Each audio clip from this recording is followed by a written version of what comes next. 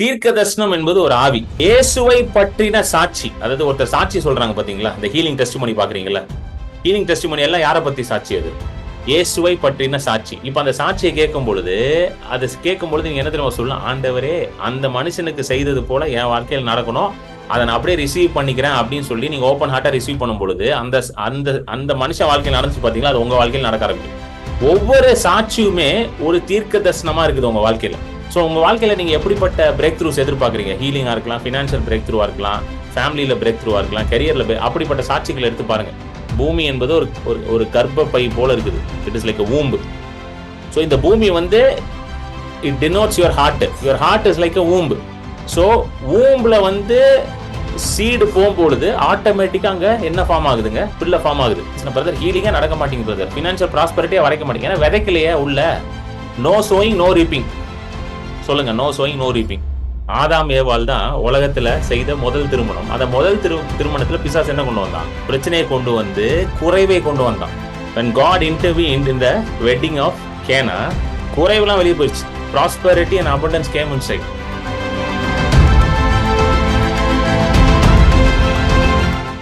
எபிரேயர் 11வது அதிகாரம் 1, 2, 3வது வசனங்கள்.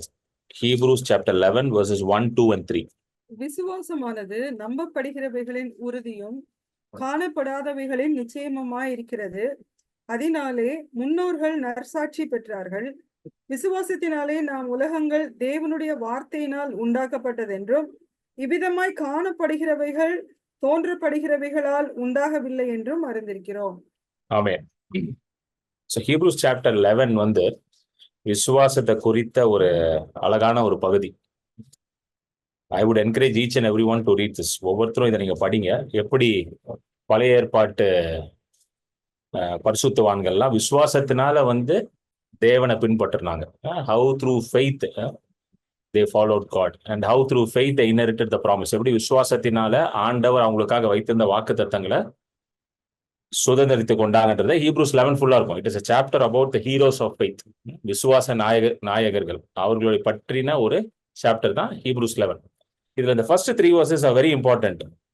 என்ன பண்ண அந்த ஃபெய்த்தோட டெஃபினிஷனே வருது. விசுவாசமானது காணப்படாதவைகளின் உறுதியும், நம்பப்படுகளின் உறுதி, காணப்படாதவைகளின் நிச்சயமா இருக்கிறது. அதாவது faith is a substance of things hoped for, evidence of things not seen.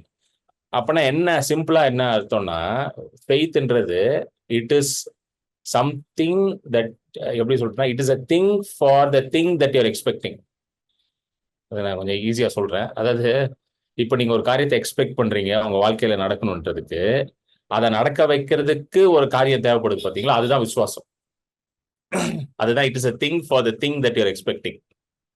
நீங்க எதை எக்ஸ்பெக்ட் பண்றீங்களோ, எந்த காரியத்தை எக்ஸ்பெக்ட் பண்றீங்களோ அதை நடக்க வைக்கிறதுக்கு ஆண்டவர் உங்களுக்கு என்ன கொடுத்திருக்காராம்?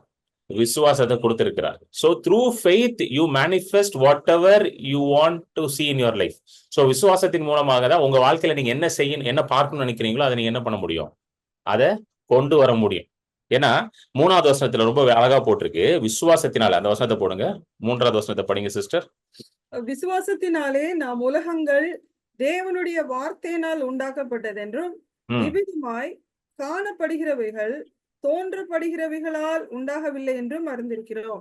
ஓகே, விசுவாசத்தினாலதான் உலகமே உண்டாயிருக்கும். ஆமென். இன்னைக்கு பாக்குற இந்த உலகம் இருக்கு பாத்தீங்களா, இது எல்லாமே எப்படி உண்டாயிருக்குதான்? விசுவாசத்தினாலதான் உண்டாயிருக்கு. சோ தேவனே வந்து ஆதியாகமம் 1ல வந்து எப்படி உலகத்தை உண்டாக்கி இருக்கிறாராம்? விசுவாசத்தின் மூலமா தான் உண்டாக்கி இருக்கிறார். So God used faith to create the world that you see today. So தேவனுக்கே யூஸ் ஆன ஒரு காரியம் என்னது? விசுவாசம். இல்லைன்னா தேவனை யூஸ் பண்ண ஒரு டூல் அப்படின்னா என்னது? விசுவாசம் தாங்க. எத்தனை பேருக்கு புரியுது நான் சொல்றது? விசுவாசத்தை வச்சுதான் தேவன் உலகத்தையே உண்டாக்கிட்டாரு.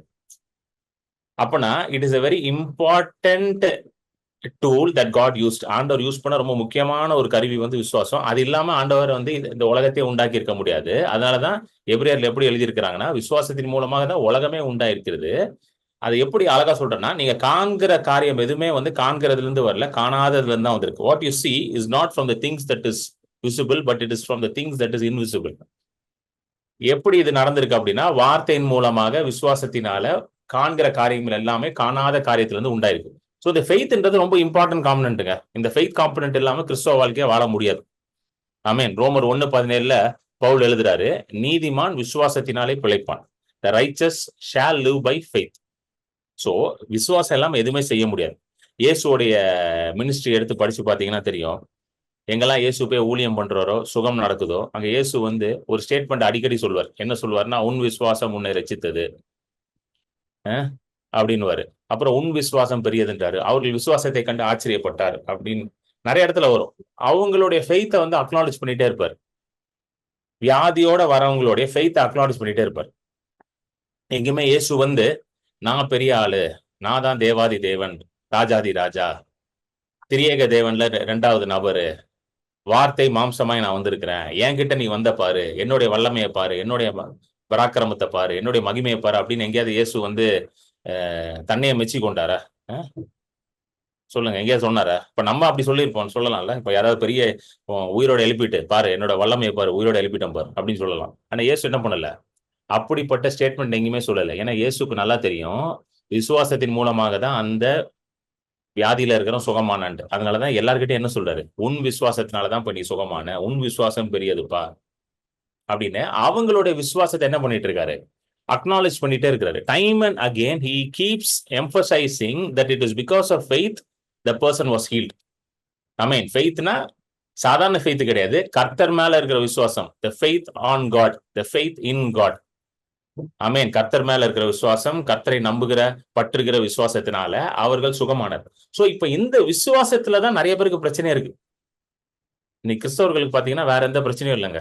சர்ச் அட்டெண்டன்ஸ் கரெக்டா இருக்குங்க, கரெக்டா சர்ச்சுக்கெல்லாம் போயிடுவாங்க, பைபிள் கூட ஒழுங்கா படிச்சிடுறாங்க, பிரேயர் கூட பண்ணிடுறாங்க. நிறைய கிறிஸ்தவர்கள் பிரேயர் மீட்டிங்லாம் அட்டன் பண்ணிடுறாங்க, கம்யூனியன் கரெக்டா எடுத்துடுறாங்க, எல்லாமே கரெக்டா பண்ணிடுவாங்கல்ல, பேர் கூட கரெக்டா வச்சிருவோம்ல, ஜேம்ஸ், பீட்டர், ஜான் எல்லாருமே ஒரே பேர்ல வந்துடுறாங்க. எல்லா அப்போஸ்தலரும் ஒரே பேர்ல இருப்பாங்க. பீட்டர், ஜேம்ஸ், ஜான் 3 மெயின் அப்போஸ்தலர்ஸ்ல ஜீசஸ் கூட அவங்க எல்லாம் ஒரே பேர்ல இருப்பாங்க. ஆனா வாழ்க்கையில பாத்தீங்கன்னா வெற்றியே இருக்காது. ஏன்னா விசுவாசம் அங்க வேலை செய்ய மாட்டேங்குது. கவனிச்சிருக்கீங்களா? விசுவாசம் வேலை செய்யாதனால வாழ்க்கையில என்ன பண்ண முடியல? வெற்றியை பார்க்கவே முடியல. சோ இந்த விசுவாசத்தை எப்படி வேலை செய்ய வைக்கிறது? இதுதான் வந்து நிறைய பேருக்கு கொஸ்டினே இருக்குது.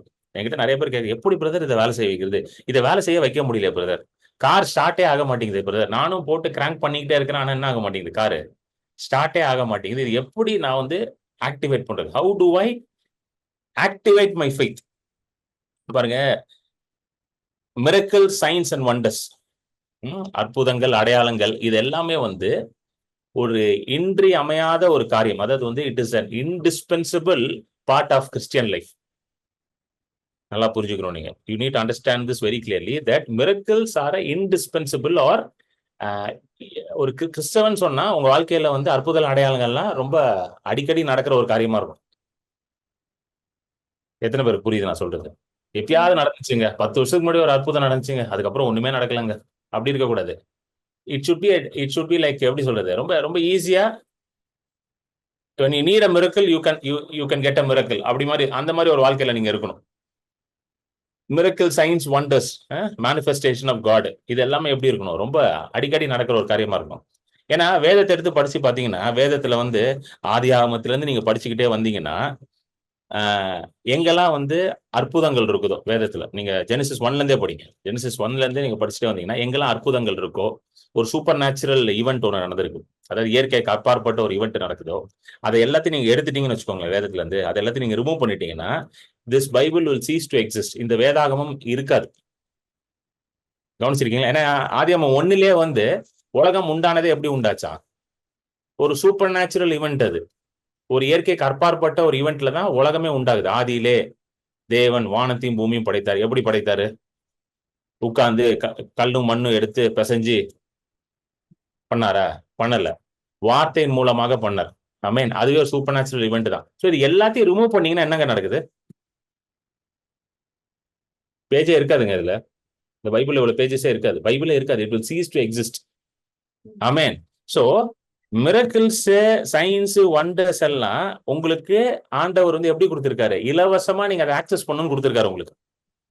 அதை வந்து ரொம்ப ஒரு ஒரு ஒரு ஸ்பெசிபிக் குரூப் ஆஃப் பீப்புளுக்கு, ஒரு ஸ்பெஷலி அனாயிண்டட் பீப்புளுக்கு, இவங்களுக்கு மட்டும்தான் இது நடக்கும், மற்றவங்களுக்குலாம் நடக்கக்கூடாதுன்னு அதை வந்து ஒரு எப்படி சொல்ல கடினமான ஒரு இதுல வைக்காம எல்லாரும் ஈஸியா ஆக்சஸ் பண்ணுன்றது தான் ஆண்டவர் சித்தமா இருக்குது. ஸோ இயேசுவோட நீங்க இதை எடுத்து படிச்சு பார்த்தீங்கன்னா ஆல்மோஸ்ட் 37 மிரக்கிள்ஸ் வந்து இயேசு பண்ணியிருக்காரு. நீங்க பைபிள்ல அதாவது புட்டிங் ஆல் த 4 காஸ்பிள்ஸ் டுகெதர் கன்கார்டன்ஸ்ல போட்டீங்கன்னா 37 மிரக்கிள்ஸ் பண்ணியிருக்காரு. இது வந்து ஸ்பெசிபிக் மிரக்கிள்ஸ். அதை தவிர வந்து நிறைய பப்ளிக் மிரக்கிள்ஸ், பப்ளிக்கோட மாஸ் ஹீலிங்ஸ் எல்லாம் பண்ணியிருக்காரு. இப்போ மத்தேயு 4, அப்புறம் லூக்கா, மார்க் 6, இதுலலாம் பாத்தீங்கன்னா மாஸ் ஹீலிங்ஸ் நடக்கும். அது என்ன, இயேசு இடத்துல பிரசங்கம் பண்ணிட்டு இருப்பாரு, எல்லாரும் வருவாங்க, சுகமாவாங்க, ஹி ஹீல் தம் ஆல் அப்படின்னு வருது பாத்தீங்களா. அப்புறம் வந்தார்கள், வஸ்திரத்தை தொட்டார்கள், எல்லாரும் சுகமானார்கள், மார்க் 6ல எல்லாம் வருது. இதெல்லாம் பாத்தீங்கன்னா மாஸ் ஹீலிங். இதுல வந்து இது மாதிரி நிறைய இடங்கள்ல இருக்கு. அது தவிர 37 மிரக்கல்ஸ் வந்து ஸ்பெசிபிக்கா இருக்குது. ஸ்பெசிபிக்னா இயேசு வந்து ஒரு வீட்டுக்கு போறாரு, எவீரு வீட்டுக்கு போறாரு, இவரோட மகளை எழுப்பி விடுறாரு.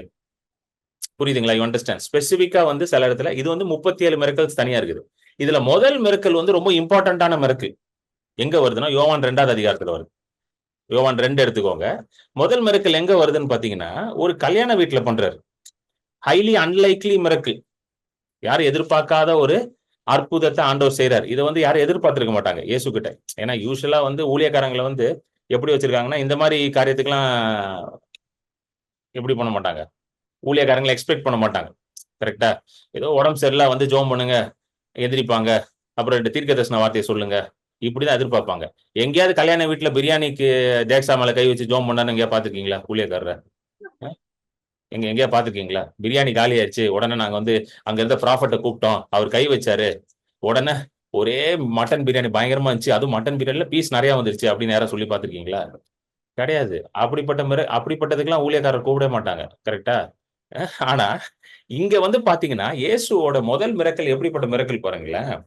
ஒரு கல்யாண வீட்டுல தண்ணிய திராட்சை ரசமா மாத்துறாரு. நம்ம ஊர்ல பிரியாணி மாதிரி அங்க திராட்சை ரசங்க.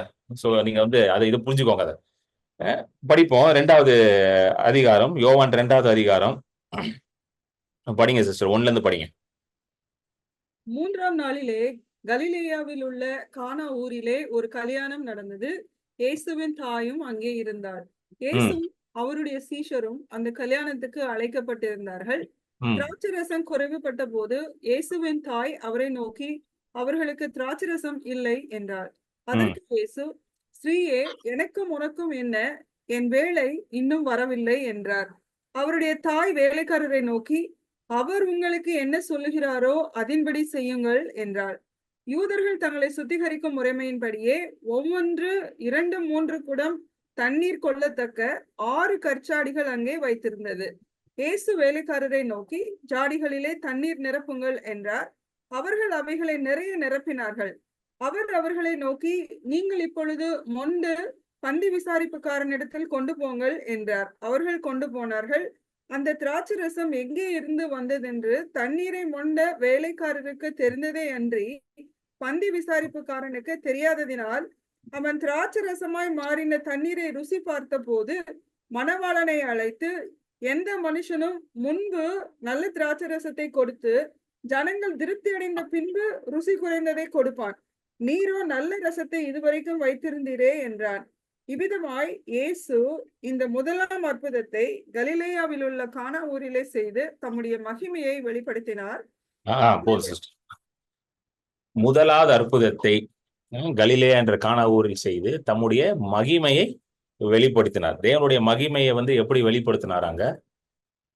குறைவுல நிறைவை கொண்டு வந்து மகிமையை வெளிப்படுத்துறார். ஃபர்ஸ்ட் பாயிண்ட் நல்லா புரிஞ்சுக்கோங்க. The glory of God was manifested where there was where lack, God brought abundance. Abundance is God's manifested glory. ஆமென். நிறைவு வந்து வழிந்து ஓடுகிறது வந்து எதை காட்டுது? தேவனுடைய மகிமையை காட்டுது. சோ நிறைவு வந்து என்ன கிடையாது. இப்ப உலகத்துல நிறைய இடத்துல சொல்றாங்களே, நிறைவுலாம் வேண்டாம் ஆண்டவரே, குறைவு போதும் ஆண்டவரே. ஒரு ஃபேமஸ் வசனம் ஒண்ணு இருக்குல்ல, நான் குறையணும், நீங்க என்ன ஆகணும், அது I should decrease, you should increase. இது வந்து யோவான் ஸ்நானகர் சொன்னது. நல்லா புரிஞ்சுக்கோங்க, அது யோவான் ஸ்நானகர் சொன்னது. அதை எடுத்து நீங்க சொல்லிட்டு இருக்காதீங்க. நிறைய இடத்துல நான் ஜெபம் பண்ணுவாங்க இதை வச்சு. ஆண்டவரே நான் குறையணும், நீங்க என்ன ஆகணும். அது தமிழ்ல எப்படி வரும் தெரியல. நீங்க நிறையணுமா, நீங்க இன்க்ரீஸ் பண்ணுமா, பெருகும், நான் பெருகணும்ட்டு. யோவான் ஸ்நானகன் ஏன் அதை சொன்னாருன்னா, அவருடைய ஊழியம் வந்து இயேசுவை வந்து கமிஷன் பண்றதுதான் அவரோட ஊழியமே. நல்லா புரிஞ்சுக்கோங்க. He is the last prophet of the old testament. கடைசி தீர்க்கதரிசி. பழைய உடன்படிக்கை, மோசேன் உடன்படிக்கையின் கடைசி தீர்க்கதரிசி அவர். சோ அவர் என்ன சொல்றாரு, ஆண்டவரே என்னோட வேலை முடிஞ்சிருச்சு. என்னோட வேலை எதுக்கு? இயேசுக்கு ஃபோரன்னர். ஃபோரன்னர்னா என்னது? இயேசு வரதுக்கு முன்பதாக நான் வந்து வழியை ஆயத்தம் பண்ணணும். I should prepare the way for the Messiah. So இப்போ நான் வந்து என்ன ஆகணும்? அதனாலதான் நான் என்ன ஆகணும்? இப்போ சிறுகணும், குறையணும். இயேசு வந்து இந்த இடத்துல மேனிஃபெஸ்ட் ஆகணும். ஈ ஷுட் இன்க்ரீஸ் அப்படின்றாரு. இப்ப இதை எடுத்து வச்சு நீங்க ஜோம் பண்ணிட்டு இருந்தீங்கன்னா அப்புறம் நீங்க நிறைவுக்குள்ளேயே போக முடியாது. பாத்தீங்களா எப்படிலாம் நமக்கு தப்பு தப்பா ஜோம் பண்ண சொல்லி கொடுத்துருக்காங்க பாருங்க. நானும் கொஞ்ச நாள் இப்படிலாம் ஜோம் பண்ணேன். அப்புறம் தான் ஒழுங்கா உட்காந்து பைபிள் படிச்சேன். அடப்பாவி, யோவான் ஸ்நானகன் வந்து ஓல்டு கவர்னன்ட்ல ஜோம் பண்ண ஜோபத்தெல்லாம் தூக்கி நம்ம தலையில திணிச்சிட்டாங்களே அப்படின்ட்டு. ஆனா இயேசு என்ன பண்றாரு? கல்யாண வீட்டுல போயிட்டு திராட்சரச தண்ணீரை திராட்சரசமா மாத்துறாரு. நல்லா கேளுங்க, தண்ணீர் திராட்சரசமா மாறணும். இந்த ப்ராசஸ் எத்தனை பேருக்கு இந்த ப்ராசஸ் தெரியும்? நீங்க படிச்சிருப்பீங்க, பார்த்திருப்பீங்கல்ல. அது வந்து ஒரு சர்டன் நம்பர் ஆஃப் இயர்ஸ் நடக்கும் for water to become wine. So நீங்க வைன் மேக்கிங் போய் பாத்தீங்கன்னா யூடியூப்ல போயிட்டு ஹவு டு மேக் வைன் அப்படின்லாம் சும்மா சர்ச் பண்ணி பாருங்க. பாத்தீங்கன்னா அழகா காட்டுவாங்க. அந்த திராட்சை எடுத்து எப்படி ப்ரெஸ் பண்ணி அப்புறம் அதை வந்து ஸ்டோர் பண்ணணும். ஒரு செலர்ல வந்து ஸ்டோர் பண்ணுவாங்க. ஸ்டோர் பண்ணி பல வருஷம், மெனி இயர்ஸ் அது வந்து அங்க ஃபெர்மெண்ட் ஆகி அது மெச்சூர் ஆகணும். இன்னைக்கு பிழிஞ்சு நாளைக்கெல்லாம் திராட்சை ரசம்லாம் கொடுக்க முடியாது. இப்ப நம்மளுக்கு சர்ச்சில் கொடுக்கறது திராட்சை ரசமே கிடையாது. அது வந்து கிரேப் ஜூஸ். அது என்னதுங்க? அது கிரேப் ஜூஸ். நேற்று புளிஞ்சு நீங்க பாட்டில போட்டு நாளைக்கு சர்ச்சுக்கு வந்துடும். அது திராட்சை ரசமே கிடையாது. திராட்சை ரசம்ன்றது பல வருடங்கள் ஒரு ப்ராசஸ் நடந்துதான் வரும். சோ இப்போ ஆண்டவர் தம்முடைய மகிமையை வெளிப்படுத்தும் போது ஃபர்ஸ்ட் என்ன தெரியுமா நடக்கும்? when God displays his glory, பல வருஷமாக தாமதிக்கிற காரியங்கள் எல்லாம் ஒரு நொடியில நடக்கும். இதுதான் ஆண்டவர் சொல்றாரு இன்னைக்கு. Hallelujah. When the glory of God is manifesting, things that have been waiting for many years will happen in a moment of time. அதுதான் தேவனுடைய மகிமையின் வெளிப்பாடு. ஆமென். மிரக்கிளே வந்து என்ன தெரியுமா? பைபாசிங் டைம் தான் மிரக்கிளே. அற்புதம் என்றாலே என்னது? டைம் எல்லாம் தாண்டி பைபாஸ் பண்ணி போயிட்டே இருக்கும். இப்போ ஒரு நார்மல் ஹீலிங் ப்ராசஸ் எடுத்தீங்கன்னு வச்சுக்கோங்களேன். நார்மலா ஒரு ஹீலிங் ப்ராசஸ் எடுத்தீங்கன்னா அதுக்கு ஒரு டைம் ஃப்ரேம் கொடுப்பாங்க மெடிக்கல் சிஸ்டம்ல. இவ்வளவு நாள் ஆகும் இது ஹீல் ஆகிறதுக்கு. இது ஹீல் ஆகும்னா இவ்வளவு நாள் ஆகும்னுவாங்க. நிறைய இதுக்கு ஹீலிங்கா கிடையாது. அதை விட்டுருங்க, அந்த கதையை விட்டுருங்க. அது ஹீலே ஆகாது. வெறும் ட்ரீட்மெண்ட்லேயே தான் வண்டி ஓடும். ஆனா ஒரு மிரக்கல் நடக்கும்போது அந்த நார்மல் ப்ராசஸ் எல்லாம் தாண்டி உடனே ஹீலிங் நடக்கும். அதுதான் வந்து என்னது? தேவனுடைய மகிமையின் வெளிப்பாடு. So every miracle bypasses time. Amen. உங்க வாழ்க்கையில ஒரு அற்புதம் நடக்குதுன்னா அது எப்படி நடக்கும்? டைம் ஃப்ரேம் வச்சு அது நடக்காது. அது அந்த டைம் ஃப்ரேம் எல்லாம் தாண்டி ஒரே நொடியில நடக்கும். இயேசு கிறிஸ்து இங்க பண்ணது வந்து டைம் ஃப்ரேம் எல்லாம் உடைச்சிட்டாரு. உடைச்சு ஒரே நொடியில கொண்டு வந்தார். கடைசி நேரத்துல பந்தியில வந்து திராட்சரசம் இல்ல அப்படின்னு சொல்லும் பொழுது நீங்க இப்ப என்ன பண்ணணும்? திராட்சரசத்தை தேட முடியாது. சரி, அது வந்து அந்த ஊர் காணா ஊர்லாம் பாத்தீங்கன்னா ஒன்னும் பெரிய சிட்டி எல்லாம் கிடையாது. இப்ப சென்னையில வந்து டக்குன்னு பிரியாணி இல்லைன்னா 1000 பிரியாணி கடை இருக்குங்க. சென்னையில 1000 பல்லாயிரம் பிரியாணி கடை இருக்கு.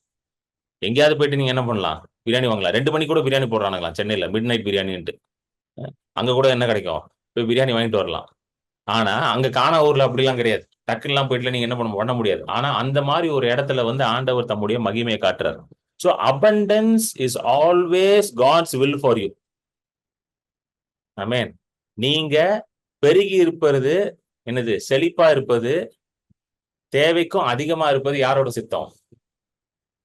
ஆண்டவருடைய சித்தங்க. ஏன்னா இங்க நீங்க கால்குலேஷன் பண்ணி பாத்தீங்கன்னா, நான் கொஞ்சம் கால்குலேஷன் எல்லாம் பண்ணேன். இது எவ்வளவு கேலன்ஸ் வந்து வந்திருக்கும் அப்படின்ட்டு. ஏன்னா எப்படி போட்டிருக்குன்னா 6வது வசனம் படிங்க சிஸ்டர். யூதர்கள் தங்களை சுத்திகரிக்கும் முறைமையின்படியே ஒவ்வொன்று 2-3 குடம் தண்ணீர் கொள்ளத்தக்க 6 கற்சாடிகள் அங்கே வைத்திருந்தது. ஓகே, அது இங்கிலீஷ்ல எப்படி வருதுன்னா 6 water pots of stone according to the manner of the purification of Jews containing 20 or 30 gallons. ஆமென். ஒரு கேலன் வந்து 3.78 liters. நான் கொஞ்சம் மேத்தமேட்டிக்கல் இதெல்லாம் சொல்றேன், அப்பதான் புரியும் உங்களுக்கு. ஒரு கேலன் வந்து 3.78 liters. ஒரு கேலன் வந்து 1 லிட்டர் கிடையாது. கேலன் வந்து நம்ம யூஸ் பண்றது இல்லை, அமெரிக்கன் சிஸ்டம் அது. ஒரு கேலன் 3.78 liters. ஒரு ஜாடியில வந்து 20 அல்லது 30 லிட்டரா. சரிங்களா? சரி, 20னே கணக்கு வச்சுப்போம். 20னே கணக்கு வச்சா நான் டோட்டலா எவ்வளவு எனக்கு வருதுன்னா ஒரு ஜாடியில 75 லிட்டர் வருது. 75.7 லிட்டர் வருது. அப்ப 6 ஜாடியில 454 லிட்டர் வருது. How many liters of wine? 454 liters of wine. 30 gallon வச்சா ஒரு ஜாடியில 113 லிட்டர் வருது. 6 ஜாடியும் சேர்த்தா 681 லிட்டர் வருது. 681 லிட்டர் என்ன தெரியுமா? இங்க இந்த மெட்ரோ வாட்டர் லாரி பார்த்திருக்கீங்களா சென்னையில? அந்த மெட்ரோ வாட்டர் லாரியில ஒரு பெரிய லாரி வந்து 900 to 1000 லிட்டர்ஸ், ஒரு மினி லாரி ஒன்று வரும், அது வந்து 600 லிட்டர்ஸ். அந்த லாரி சைஸ்ல வைன் வந்துச்சான். யோசிக்க முடியுதா உங்களால? இது எப்போ வந்துச்சு? ஆல்மோஸ்ட் வந்து வெட்டிங் முடியும் பொழுது கிட்டத்தட்ட 500 to 600 லிட்டர் வைன் வந்து ஆண்டவர் ப்ரிப்பேர் பண்றாரு. ஆண்டவருக்கு தெரியாதா வெட்டிங் முடிய போகுதுன்னு? சொல்லுங்க, ஆண்டவருக்கு தெரியாதா? ஆண்டவருக்கு நல்லாவே தெரியும். ஆனாலும் ஏன் அவர் அப்படி பண்றாரு? ஏன்னா ஒரு விஷயம் நல்லா புரிஞ்சுக்கணும். ஆண்டவர்ட்ட ஒரு காரியத்தை கொடுத்தீங்கன்னா அவர் அப்படிதான் பண்ணுவார். வேற வழி கிடையாது. சரிங்களா?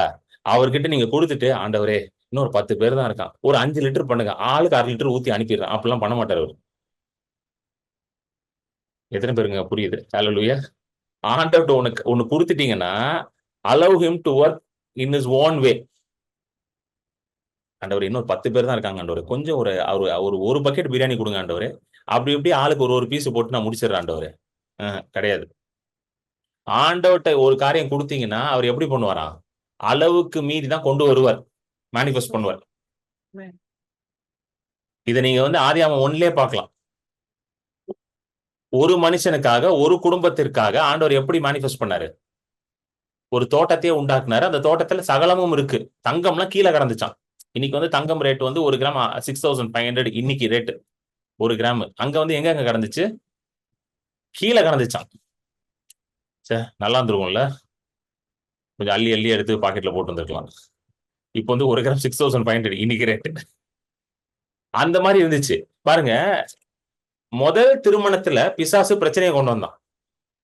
ஆதாம் ஏவாள் தான் உலகத்துல செய்த முதல் திருமணம். அந்த முதல் திருமணத்துல பிசாசு என்ன கொண்டு வந்தான்? பிரச்சனையை கொண்டு வந்து குறைவை கொண்டு வந்தான். பிசாசு அந்த திருமணத்துக்குள்ள வந்த உடனே நிறைவு வெளியே போயிடுச்சு, குறைவு உள்ள வந்துச்சு. கரெக்டா? when the serpent deceived Eve through his craftiness, Pavul அப்படிதான் எழுதுறாரு. பிசாசு வந்து என்ன பண்றான்? வஞ்சித்து போட்டான் ஏவாளை. வஞ்சித்து போட்டோன்னே என்ன போயிடுச்சு? அபண்டன்ஸ் போய் என்ன வந்துச்சு? அங்க லேக், ஸ்கார்சிட்டி, பாவர்ட்டி வந்துச்சு. பிளெஸிங் போயிட்டா என்ன வந்துச்சு? உள்ள கர்ஸ் வந்துச்சு.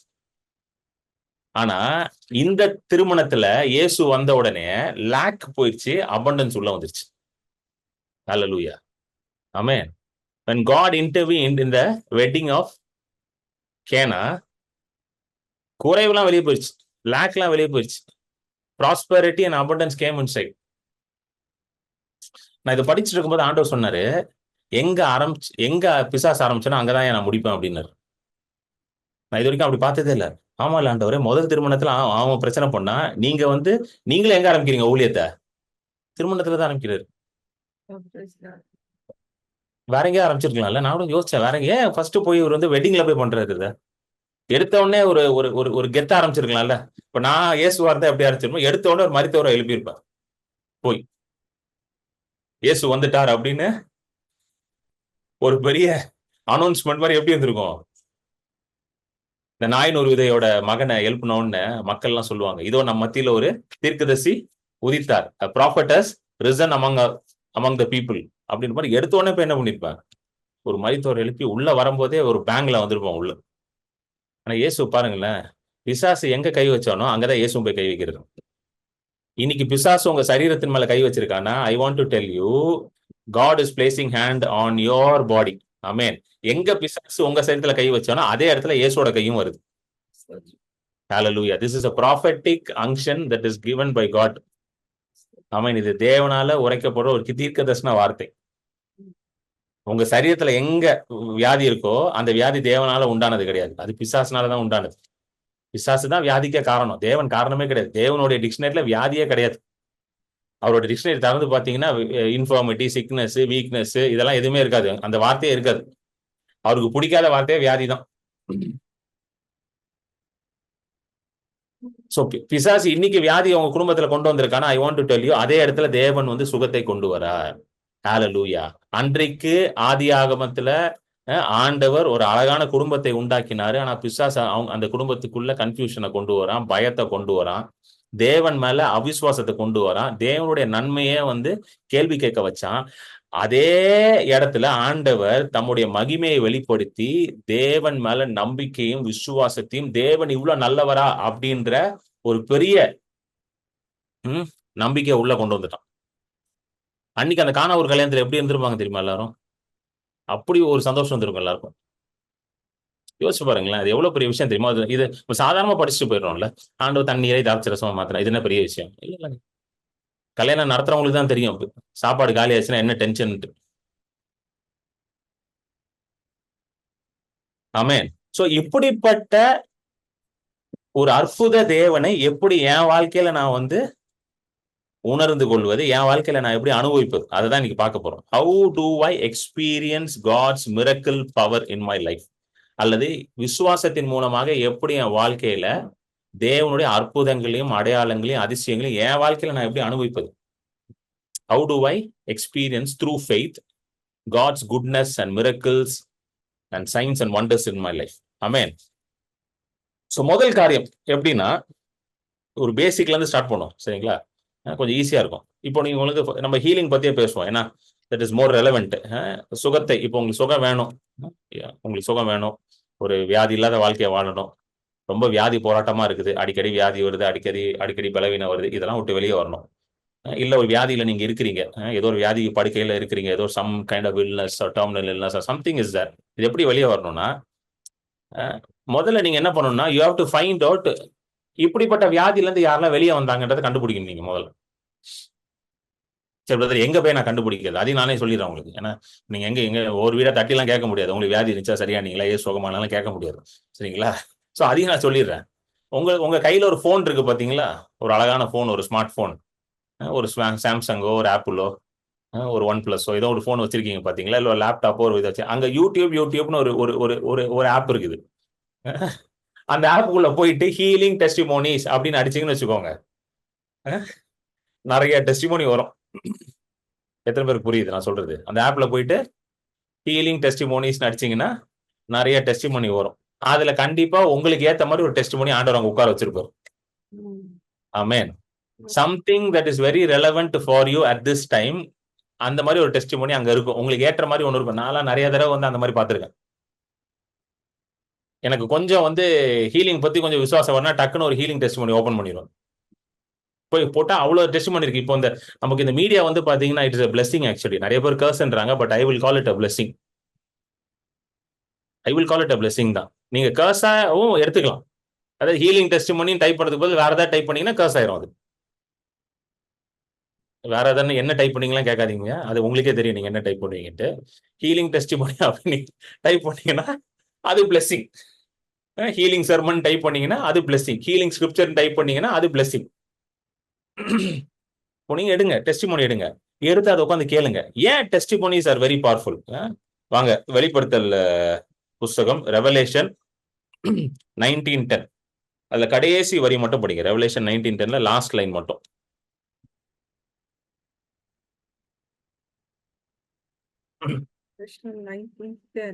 தேவனை தொழுதுகொள், இயேசுவை பற்றின சாட்சி தீர்க்க தரிசனத்தின் ஆவியா இருக்கிறது என்றான். இயேசுவை பற்றின சாட்சி தீர்க்க தரிசனத்தின் ஆவியா இருக்கிறது. For the testimony of Jesus is the spirit of prophecy. நிறைய பேருக்கு இந்த ஒரு பிரச்சனை இருக்கு. என்னன்னா, இந்த ப்ராஃபெட்டிக் மீட்டிங்லாம் போனாங்கன்னு வச்சுக்கோங்களேன், ஐயோ ப்ராஃபெட் என் பேரை கூப்பிடுவாரா, ஜே கிரண் பால் வாங்க அப்படின்னு பேரை கூப்பிடுவாரா அப்படின்னு சொல்லி நிறைய பேர் வழி மீது இல்ல, ப்ராஃபெட் மீது விழி வைத்து உட்கார்ந்துட்டு இருப்பாங்க. இந்த ப்ராஃபெட்டிக் மீட்டிங்னா பாத்துருக்கீங்களா? நான் நிறைய ப்ராஃபெட்டிக் மீட்டிங்லாம் அட்டன் பண்ணியிருக்கேன். பேர்லாம் பேர் கூடுவாரா அப்படின்னு உட்காந்துட்டே இருப்பாங்க. பேர் கூப்பிடணும்னா நான் ஐயோ ஆண்டவருக்கு நம்மளை பிடிக்கல போல, ஆண்டவரே நம்ம பேரை கூப்பிடல, அப்புறம் எங்க என் பொண்டாட்டி என் பேரை கூப்பிடுவா அப்படின்னு சில பேர் வீட்டுக்கு வந்துருவான். ஆண்டவரே நம்மளை மதிக்கல, பொண்டாட்டி எங்க மதிப்பா அப்புறம் அப்படின்லாம் நிறைய பேர் இருக்காங்க. நல்லா கேட்டுக்கோங்க, அந்த வசனம் திருப்பி போடுங்க. Testimony of Jesus is the spirit of prophecy. Amen. இயேசுவை பற்றின சாட்சி தீர்க்க தரிசனத்தின் ஆவியா இருக்கிறது. First of all, prophecy itself is a spirit from God. prophetic spirit அது. ஆமென். இந்த ப்ராஃபசி அப்படின்னு சொல்றோம் பாத்தீங்களா? ஏன்னா ப்ராஃபசியே வந்து எப்படி இருக்குங்க, வார்த்தையின் மூலமாக தான் உண்டாகுது. how does prophetic unction happens? Through the word of God. So இயேசு வந்து யோவான் 6 சொல்றாரு, என் வார்த்தை எப்படி இருக்குது, ஜீவனும் ஆவியுமாக இருக்குதுன்றார். சீஷர்கள்ட்ட சொல்றாரு, my word is spirit and it is life. So every word contains the spirit of God and it contains life. அதனாலதான் வார்த்தைகள் ரொம்ப முக்கியமா இருக்குது. Your words contain life and your words contain God's spirit. So இப்போ நீங்க வந்து ரட்சிக்கப்பட்டு தேவனுடைய ஆவினால நிரப்பப்பட்டிருக்கீங்கன்னா, நீங்க பேசுற ஒவ்வொரு வார்த்தையிலும் பரிசுத்த ஆவியானவர் இருக்கிறார். ஆமென். ஸோ நீங்க பேசுற ஒவ்வொரு வார்த்தைக்கும் வல்லமை இருக்கு. ஒரு டெஸ்டிமோனி நான் சொல்றேன் பாருங்களேன். ஒரு ரெண்டு வருஷம் இருக்கும். 2022 பிப்ரவரி மாசம் எனக்கு ஒரு ஃபோன் கால் வருது. ஒருத்தங்க ஃபோன் பண்ணி இந்த மாதிரி வந்து என்னோட பொண்ணு வந்து ரொம்ப சீரியஸா இருக்கிறாங்க. இங்க சென்னையில நடந்தது தான். அவங்க இங்க தான் இருக்காங்க, மொபைல்ல தான் இருக்காங்க அந்த ஃபேமிலி. என் பொண்ணு ரொம்ப சீரியஸா ஐசியூல இருக்கிறா. Apollo child hospital, Chennai main அப்போலோக்கு பக்கத்துல இருக்கிறா. நீங்க வாங்க, உங்க நம்பர் கொடுத்தாங்க ஒரு பாஸ்டர் அப்படின்னா. நாங்க உள்ள போறேன். உள்ள போனா பிள்ளை வந்து 13 வயசு பிள்ளை. அவ பேர் பிரின்சி. நம்ம ஜூம் மீட்டிங் கூட அப்பப்போ அட்டன் பண்ணுவா. உள்ள ஃபுல்லா வெண்டிலேட்டர்லாம் போட்டுருக்குது. அவ குப்புறப்படுத்திருக்கா. ஏன்னா நேரா படுத்தா ப்ரீதிங் டிஃபிகல்ட்டி இருக்குன்னு சொல்லிட்டு அந்த குப்புறப்படுக்க வைப்பாங்க, லங்ஸ் வந்து இதா இருக்கணும்னு சொல்லிட்டு வெண்டிலேட்டர் போட்டு படுத்திருக்கா.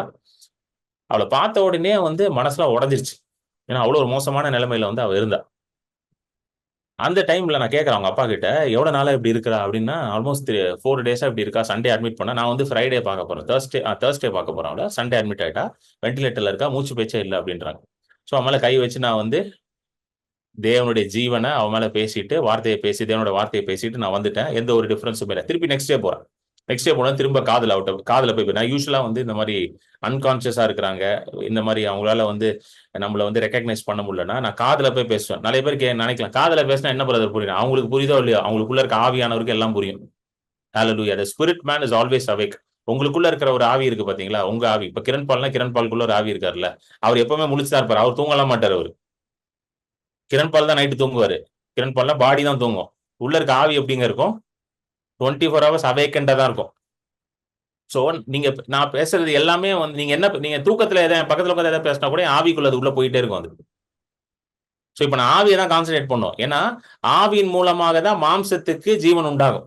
ரோமர் 8:12 சொல்றாருல, அன்றியும் கிறிஸ்துக்குள்ள இருந்து அதே ஆவியான உங்களுக்குள்ள இருந்தார், அவர் உங்கள் சாவுக்கு ஏதுவான சரீரத்தை உயிர்ப்பிப்பார். He will quicken your mortal bodies. So ஆவியின் மூலமாக தான் சரீரத்துல என்ன உண்டாகுது? ஜீவன் உண்டாகுது. ஹல்லேலூயா. சோ நான் போய் பேசுறேன், அந்த பிரின்சி பாப்பாட்ட பேசுறேன். பிரின்சி, இயேசு நாமத்துல நீ எழும்பு, உன் படுக்கை எடுத்துக்கொண்டு நட அப்படின்னு சொல்லிட்டு அவ பேசுறான். அவ காதுல போய் பேசுறேன், கிட்ட போய். எழும்பு, இயேசு நாமத்துல எழும்பு, rise up in the name of Jesus அப்படின்னு நான் பேசினேன். பேசி முடிக்கிறேன். அப்போதான் first time she started moving. பேசி முடிச்சோடனே ஷீ ஸ்டார்ட் இப்படி ஒரு ஷேக் பண்ணா. அவங்க அப்பாவுக்கு அவ்வளவு ஒரு சந்தோஷம். ஏன்னா 5 நாளா புள்ள ஷேக், ஒரு மூமெண்டே இல்லை, அப்படியே இருக்கிறா.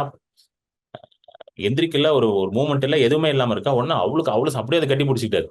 பிரதர், இப்பதான் பிரதர் ஃபர்ஸ்ட் டைம் 5 daysல I see my daughter moving அப்படின்னு சொல்லிட்டு கட்டி பிடிச்சிட்டு அதுக்கப்புறம் சாட்டர்டே சண்டே வந்துச்சு. நான் போக முடியல. திருப்பி நான் மண்டே போறேன். உட்காந்துருக்கா ஏஞ்சி பெட்ல, ஐசியூல. வெண்டிலேட்டர் கிடையாது, ஒன்னும் கிடையாது. எந்திரிச்சு உட்காந்துட்டு இருக்கா. அப்போ வந்து நான் கேட்டேன் அவகிட்ட, என்ன பாப்பா ஆச்சு உனக்கு, எப்படி இருக்கன்னா? அங்கிள், அவளுக்கு தெரியல, ஷீ டசன்ட் நோ மீ. ஏன்னா அவ வந்து அன்கான்சியஸ் ஸ்டேட்ல இருக்கும்போது தான் நான் அவளுக்கு ப்ரே பண்ணேன். ஸோ அவங்க அப்பா வந்து சொல்றாங்க, அங்கிள் தான் வந்து உனக்கு வந்து நீ அன்கான்சியஸா இருக்கும்போது ஹி கேம் அண்ட் ப்ரேட். 2 நாள் வந்து கண்டினியூஸா ஜோம் பண்ணாங்க. இன்னைக்கு நீ எந்திரிச்சு உட்காந்துருக்க. அப்போ நான் வந்து அவட்ட கேட்டேன், என்ன பாப்பா ஆச்சு உனக்கு அப்படின்னா, அங்கிள் அந்த மாதிரி நான் வந்து சாட்டர்டேவோ சண்டேவோ நான் படுத்திருக்கும் போது எனக்கு என் மேல ஒரு பிரைட் லைட் வந்துச்சு. I felt a bright light coming into this room and filling me. So அந்த வெளிச்சத்துல வந்து நான் இயேசுவை பார்த்தேன். அதை பார்த்த உடனே அவளுக்கு என்ன வந்துருச்சு? ஒரு புதிய new lease of life, new beginning அவளுக்கு உண்டாயிருச்சு. இது எப்படி நடந்துச்சு அப்படின்னு பாத்தீங்கன்னா, நீங்க பேசுற வார்த்தை அந்த பிள்ளையோட ஆவியில போய் கலக்கும் பொழுது அங்க என்ன உண்டாகும்? ஜீவன் உண்டாகும். அதனாலதான் it is very important what you speak. It doesn't matter whether the person is awake R sleeping. Doesn't matter. அவங்க தூங்குறாங்களா, முழிச்சிருக்காங்களா, அவங்க அன்கான்சியஸா இருக்காங்களா, இட் டசன்ட் மேட்டர். அவங்க என்ன பேசுறீங்கன்னு தான் முக்கியம். நிறைய பேர் வந்து தூங்குறாங்கன்னு சொல்லிட்டு இஷ்டத்துக்கு பேசுவாங்க. அப்படி பேசவே கூடாது. தூங்குறாங்கனாலும் உள்ள போய்கிட்டே இருக்கும். அதனால நீங்க தூங்கும் போது கூட நீங்க வந்து பக்கத்துல வந்து ஒரு நல்ல ஒரு ஹீலிங் ஸ்கிரிப்சர்ஸோ இந்த மாதிரி வசனங்களை போட்டுட்டு பக்கத்துல வச்சுட்டே தூங்கினால it is very good. Try that. ஏன்னா அந்த வசனங்கள் வந்து உங்களுடைய ஆவிக்குள்ள அது என்ன பண்ணிடும், உள்ள போய் வேலை செஞ்சுக்கிட்டு இருக்கும். ஸோ ஆவியில இருக்கிறது தான் உங்களுடைய மாம்சத்துல வெளிப்படும். What ever is in your spirit only will manifest in your flesh. ஆவியில இருக்கிறது தான் மாம்சத்துக்கு வரும். ஆமென். சோ ஸ்பிரிட் ஆஃப் அந்த வசனத்தை போடுங்க திரும்ப. Revelation 19:10. Testimony of Jesus is the spirit of prophecy. இயேசுவை பற்றின சாட்சியே தீர்க்க தரிசனத்தின் ஆவி. சோ ஒவ்வொரு தீர்க்க தரிசனமும் ஒரு ஒரு ஒரு ஸ்பிரிட். இட் இஸ் ஸ்பிரிட், ஒரு ஆவி. சோ ஒருத்தருக்கு ஒரு தீர்க்க தரிசனம் உரைக்கும் பொழுது அந்த ஆவியை நீங்களும் ஆக்சஸ் பண்ணலாம். இப்போ ஒருத்தர் ஒரு தீர்க்கதரிசி வந்து ஒரு மீட்டிங்ல எழுப்புறாரு, ஒருத்தர் எழுப்பி சொல்றாரு, உன்னை வந்து நான் இப்படி வச்சிருப்பேன், உன்னை இப்படி செய்வேன், உனக்கு இதெல்லாம் இருக்கு அப்படின்னா நீங்க உடனே வாய போடுந்துட்டு ஏன் கிட்டலாம் ஆண்டவர் பேச மாட்டாரு, அவர்கிட்ட தான் பேசுவார் அப்படி சொல்லக்கூடாது. சரிங்களா? நிறைய பேர் இப்படிதான் உட்காந்து வேடிக்கை பார்த்துட்டு இருக்காங்க. என்கிட்ட எப்போ ஆண்டவரே என்கிட்ட பேசுவீங்க, அவர் சொல்லிப்பாரு, ஏன்பா உன் உள்ளே உட்காந்துருக்கேன், எப்ப பேசுவேன் அப்படின்ற மாதிரி இப்படி கேட்டுட்டு இருக்கேன் அப்படின்னு வருவார். இப்போ நானே மெசேஜ் கொடுக்கும்போது இங்க நான் சொல்றது எல்லாத்தையும் கப்புன்னு புடிச்சுக்கணும் நீங்க. அதுதான் ஏன்னா அது எல்லாமே ப்ராஃபட்டிக் வேர்டு. சிஸ்டர் விஜி கர்த்தர் உங்களுக்கு சொல்றாரு அப்படின்னு சொல்லணும்னே அவசியம் கிடையாது. நம்மள எல்லாம் கெடுத்து வச்சிருக்காங்க. எனக்கெல்லாம் யாருமே ஹீலிங் மினிஸ்ட்ரி பண்ணணும்னு சொல்லவே இல்லைங்க. நிறைய பேர் நினைச்சிட்டு இருக்காங்க ஒரு தேவதூதன் தோன்றி கிரண் பால நைட்டு எழுப்பி விட்டு, மகனே இதோ உனக்காக ஹீலிங் மினிஸ்ட்ரி வச்சிருக்கேன் அப்படின்லாம் யாரும் சொல்லல எனக்கு. புரியுதுங்களா? நான் உட்காந்து பெனிஹின் வீடியோ எல்லாம் பார்ப்பேன். பெனிஹின் பண்றாரு, ஏன் நான் பண்ணக்கூடாது அப்படின்னு கேள்வி கேட்டேன். டிஜிஎஸ் தினகரன் பண்றாரு, ஏன் நான் பண்ணக்கூடாது? டிஎல் ஆஸ்போன் பண்றாரு, நான் ஏன் பண்ணக்கூடாது? கரெக்ட் தானேங்க? இதுக்காக தனியா என்ன ஆண்டவர் ஒரு தூதன் அனுப்புவாரா? எல்லாருக்கும் மரியாள் மாதிரி தூதன் வரணும்னு வெயிட் பண்ணிட்டு இருக்காங்க. மேரிக்கெல்லாம் அனுப்புனீங்களா ஆண்டவரே, எனக்கும் அனுப்புங்களா ஆண்டவரே? தேவையே இல்லை. எல்லாமே இங்க இருக்குது. இதுல இருக்கிறது எல்லாத்தையும் நீங்க கிளைம் பண்ணிக்கலாம். ப்ராஃபிட் ஆகணுமா? எடுத்து எரேமியா படிங்க. Behold, I made you a prophet to the nation. தேசங்களுக்கு உன்னை தீர்க்க தரிசனம் ஆக்கினேன். நம்ம ஆளுங்களுக்கு ஆசை கிடையாது, அதான் பிரச்சனை. ஹல்லேலூயா. சோ தீர்க்க தரிசனம் என்பது ஒரு ஆவி. சோ நல்லா கவனிங்க. சோ இயேசுவை பற்றின சாட்சி, அதாவது ஒருத்தர் சாட்சி சொல்றாங்க பாத்தீங்களா, இந்த ஹீலிங் டெஸ்டிமோனி பாக்குறீங்களா?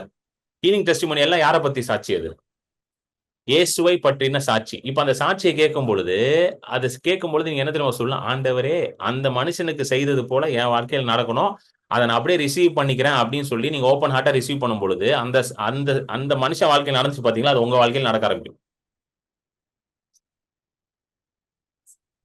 ஹீலிங் டெஸ்டிமோனிஸ்லாம் அதான் நிறைய நான் கேட்க சொல்லுவேன். இந்த ஆண்ட்ரோமாக்கோட வெப்சைட்லாம் போனீங்கன்னா ஹீலிங் ஜேர்னிஸ்னு அழகா வச்சிருக்காங்க. எப்படி வந்து எனக்கு ஆண்ட்ரோமாக் மினிஸ்ட்ரியில ரொம்ப பிடிச்சது, நான் நிறைய மினிஸ்ட்ரிஸ் பத்தி மென்ஷன் பண்ண மாட்டேன். எனக்கு என் மீட்டிங் அட்டன் பண்ணா சில மினிஸ்ட்ரிஸ் தான் நானே பண்ணேன். ஏன் ஆண்ட்ரோமாக் மினிஸ்ட்ரிஸ் நான் ரொம்ப நிறைய ஹை ரிகார்டு வச்சிருக்கேன் அப்படின்னா, அவரே சொல்லுவாரு என்கிட்ட எல்லாம் வந்துடாது அப்படின்றவர்.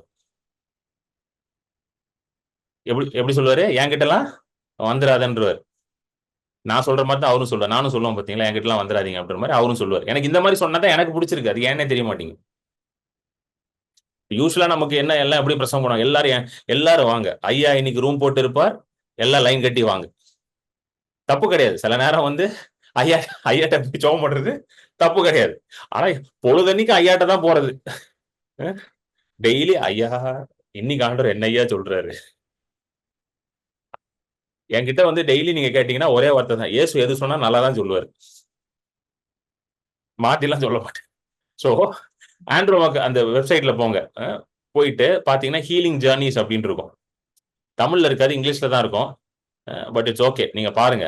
ஆல்மோஸ்ட் எல்லாருக்கும் இங்கிலீஷ் புரியும். பாருங்க, புரியலனாலும் பரவாயில்ல, பாருங்க, தப்பு கிடையாது. ஏதாவது புரிஞ்சிடும். ஆனா எப்படி வந்து ஒரு மனுஷன் வந்து வியாதியில இருந்து எப்படி ஆண்டவரோட வார்த்தையின் மூலமாக வசனத்தின் மூலமாக சுகத்தை பெற்றுக்கொண்டா நிறைய டெஸ்டிமோனிஸ் இருக்கும். ஆமென். அதெல்லாம் எடுத்து பாருங்க. அதெல்லாம் பார்க்கும் பொழுது உங்களுக்குள்ள வந்து ஒரு டிவைன் இன்ஸ்பிரேஷன் உண்டாகும். ஆமென். ஆவியானவர் உங்களுக்குள்ள வேலை செய்வார்.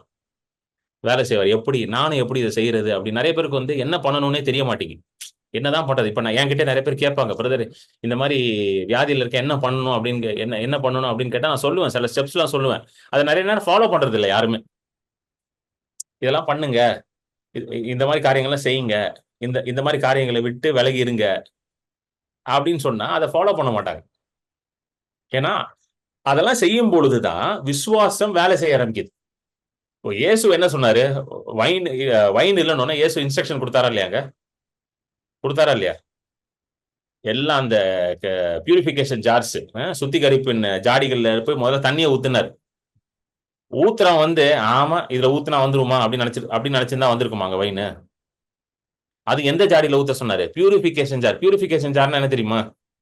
நம்மளுக்கு தெரியாது. இந்த வீட்டுக்கு வெளியில ஒரு பக்கெட்ல கால் கழுவ தண்ணி வச்சிருப்பாங்களாம் அந்த காலத்துல. இப்பெல்லாம் கிடையாது. இப்போ வந்து எல்லாரும் நம்ம சிட்டில எல்லாம் வந்து பிளாட்ஸ்ல எல்லாம் வெளியே தண்ணி வைக்க முடியாது. அப்புறம் அசோசியேஷன்ல சண்டைக்கு வந்துருவானுங்க. அதை நான் சொல்றேன், அந்த காலத்துல தனி வீடு வச்சிருப்பாங்க எல்லாரும். இந்த கிராமத்துல எல்லாம் போனீங்கன்னா வெளியில வந்து ஒரு ஒரு குடத்துலயோ ஒரு பக்கெட்ல என்ன வச்சிருப்பாங்க, தண்ணி வச்சிருப்பாங்க. சோ வீட்டுக்குள்ள போறவங்க அந்த தண்ணி எடுத்து அந்த பக்கெட்ல இருந்து தண்ணி எடுத்து என்ன பண்ணும், காலை கழுவிட்டு தான் போவாங்க. அது ரொம்ப பழைய பிராக்டிஸ் அது. இன்னும் சில இடங்கள்ல கிராமங்கள்ல அது இருக்குது, வில்லேஜஸ்ல இருக்குது. அது மாதிரி யூதர்கள் வந்து தங்களை சுத்திகரிப்பதற்காக வெளியெல்லாம் அவங்க மார்க்கெட்லாம் போயிட்டு வந்தாங்கன்னா கிளீன் பண்ணிட்டு தான் உள்ள போனாங்க யூதர்கள். ஏன்னா அவங்க ரொம்ப ஸ்ட்ராங்கா ஃபாலோ பண்ணாங்க இந்த பியூரிபிகேஷன் லாஸ் எல்லாம், சுத்திகரிப்பு சட்டத்தெல்லாம் ரொம்ப ஸ்ட்ராங்கா ஃபாலோ பண்ணாங்க. அந்த மாதிரி இருக்கிற ஜாடியில தண்ணியை ஊத்துனாரு. சிம்பிளா சொன்னா பாத்ரூம் பக்கெட்ல ஊத்த சொன்னாருங்க. புரிஞ்சிருச்சா இப்ப எல்லாருக்கும்? என்ன என்ன பிரதர் பாத்ரூம் பக்கெட்ல வைன் செய்யறான்றீங்க, என்ன பிரதர் நீங்க அப்படின்னு பாத்ரூம் பக்கெட்ல ஊத்த சொன்னார். ஊத்திட்டு அதை மொண்டி எடுத்துட்டு போனார். இப்ப ஊத்துறவன் கேட்டிருக்கலாம்ல, ஏன் ஐயா உங்களை பார்த்த நல்ல தேவ மனுஷன் மாதிரி இருக்குது, போய் இதுல ஊத்த சொல்றீங்களான்னு கேட்டிருக்கலாம்ல. எவனும் கேட்கல பாருங்க, எல்லாம் ஊத்துனானுங்க. அதனாலதான் வைன் வந்துச்சு. ஸோ இந்த ஹீலிங் டெஸ்டிமோனிஸ் எல்லாம் பார்க்கும் பொழுதுதான் உங்களுக்குள்ள வந்து அந்த எண்ணங்கள்லாம் உண்டாகும். எப்படி ஆண்டவர் வேலை செய்யறார், ஹவு இஸ் காட் ஒர்க்கிங், எப்படிப்பட்ட காரியங்களை ஆண்டவர் செய்ய சொல்றாரு. You understand? சோ ஒவ்வொரு சாட்சியுமே ஒரு தீர்க்க தரிசனமா இருக்குது உங்க வாழ்க்கையில. So whenever you listen to a testimony, நீங்க சாட்சிகளை பார்க்கும்போது அந்த சாட்சியில என்னெல்லாம் நடக்குதோ அது எல்லாத்தையுமே நீங்க என்ன பண்ணலாம், அப்ராப்ரியேட் பண்ணிக்கலாம். ஸோ உங்க வாழ்க்கையில நீங்க எப்படிப்பட்ட பிரேக் த்ரூஸ் எதிர்பார்க்குறீங்க, ஹீலிங்கா இருக்கலாம், ஃபினான்ஷியல் பிரேக் த்ரூவா இருக்கலாம், ஃபேமிலியில பிரேக் த்ரூவா இருக்கலாம், கரியர்ல அப்படிப்பட்ட சாட்சிகளை எடுத்து பாருங்க. இப்போ ஆல்மோஸ்ட் நிறைய சாட்சிகள் யூடியூப்ல இருக்குது, டிஃப்ரெண்ட் மினிஸ்ட்ரிஸ் எல்லாம் போட்டிருக்காங்க. அந்த மாதிரி சாட்சிஸ்லாம் அப்படி இல்லைன்னா என்கிட்ட கேளுங்க, எந்த மினிஸ்ட்ரியில பார்க்கணும் நான் சொல்றேன் உங்களுக்கு. அதெல்லாம் எடுத்து பாருங்க, எப்படி இவங்க வந்து ஃபினான்ஷியலா க்ரோ ஆனாங்க. இப்போ கெனத் கோப்லண்ட் அவங்களோட மினிஸ்ட்ரிலாம் எடுத்து பார்த்தீங்கன்னா ஃபினான்ஷியல் பிரேக் த்ரூஸ் பத்திலாம் நிறைய அவங்களோட மேகசின்ல எனக்கு வரும், அதெல்லாம் போட்டிருப்பாங்க. எப்படி வந்து through the word of God people prospered financially. இப்போ ஃபினான்ஸ்னு பேசினாலே நிறைய பேர் வந்து சபையில கெட்ட வார்த்தை நினைக்கிறாங்க. சபை நடத்துறதுக்கே ஃபைனான்ஸ் வேணும், அது தெரிஞ்சுக்கோங்க ஃபர்ஸ்ட். என்னங்க இந்த ஜூம் மீட்டிங் நடத்த காசு இல்லாமல் ஜூம் மீட்டிங் நடத்த முடியுமா? நான் ஓசியில கொடுக்குறேன். ஜூம் ஃபவுண்டர் என்ன என் ஃப்ரெண்டா ஓசியில நடத்தி கொண்டு வர அவரு? ஜூம் லிங்க் வாங்குறதுக்கே மாசம் மாசம் பணம் கட்ட வேண்டியதா இருக்குண்ணா. அப்புறம் நல்ல நல்ல நல்ல ஆடியோ கொண்டு வரணும்னா நல்ல போன் வேணும், நல்ல லேப்டாப் வேணும், அப்பதான் நல்ல குவாலிட்டி கொடுக்க முடியும். இல்லைன்னா எப்படி வரும்? என் கலருக்கு இருட்டாதான் இருக்கும் வீடியோ பாக்குறதுக்கு. என் கலருக்கு இருட்டாதான் இருக்கும் வீடியோ, எப்படி பிரைட்டா இருக்குது? நீங்க நினைக்கலாம் என்ன கிரண்பால் பிரைட்டா இருக்காரு அப்படின்ட்டு. எல்லாம் டெக்னாலஜி தான், எல்லாம் காசு தான் எல்லாம். புரியுதுங்களா உங்களுக்கு சொல்றது? சோ ஊழியம் பண்றதுக்கு என்ன தேவைப்படுதுங்க? பணம் தேவைப்படுது. சோ பணம் கெட்ட வார்த்தை கிடையாது. உங்க வீட்டை நடத்துறதுக்கு உங்களுக்கு பணம் தேவைப்படுது. பணம் எல்லாம் வீட்டை நடத்த முடியுமா? நல்லா சாப்பிட்டு கீப்பிட்டு இருக்கனாலதான் இப்ப உட்காந்து உங்களை ஜூம் மீட்டிங் கேட்க முடியுது. பட்னியோட உட்காந்து கேட்க முடியுமா ஜூம் மீட்டிங்க? வயிறு குடமுடான்னும். சோ இந்த பினான்சியல் பிரேக் த்ரூ வேணுமா? அப்படிப்பட்ட சாட்சிகள்லாம் பாருங்க, அதெல்லாம் எடுத்து பாருங்க. பார்க்கும் பொழுது உங்களுக்குள்ள என்ன உண்டாகும்? விசுவாசம் உண்டாகும். ஹalleluya. The spirit of prophecy will start working in you. So இது ஒரு இது. டக்குன்னு அடுத்ததுக்கு போயிடுவோம். அடுத்தது வந்து பாத்தீங்கன்னா through word of God, the most powerful and best way, தேவனுடைய வார்த்தையின் மூலமாக. 1 பேதுரு 2:1-2 3வது வசனம். 1 Peter chapter 2 verses 1, 2 and 3. இப்படி இருக்க கர்த்தர் தயையுள்ளவர் என்பதை நீங்கள் ருசி பார்த்ததுண்டானால் சகல துர்க்குணத்தையும் சகலவித கபடத்தையும் வஞ்சகங்களையும் பொறாமைகளையும் சகலவித புறங்கூறுதலையும் ஒழித்துவிட்டு வளரும்படி புதிதாய் பிறந்த குழந்தைகளைப் போல திருவசனமாகிய களங்கமில்லாத ஞானப்பாலின் மேல் வாஞ்சியாயிருங்கள். நீங்கள் வளரும்படி புதிதாய் பிறந்த குழந்தையை போல திருவசனமாகிய களங்கமில்லாத ஞான பாலின் மேல் வாஞ்சியாயிருங்கள். As newborn babes desire the pure milk of the word that you may grow. Second வேர்ஸ்ல வந்து வரும், இங்கிலீஷ்ல செகண்ட் வேர்ஸ். வளரணும்னா எதை வந்து வாஞ்சிக்கணுமா? எதன் மேல ஆசைப்படணுமா? எதை டிசைர் பண்ணணுமா?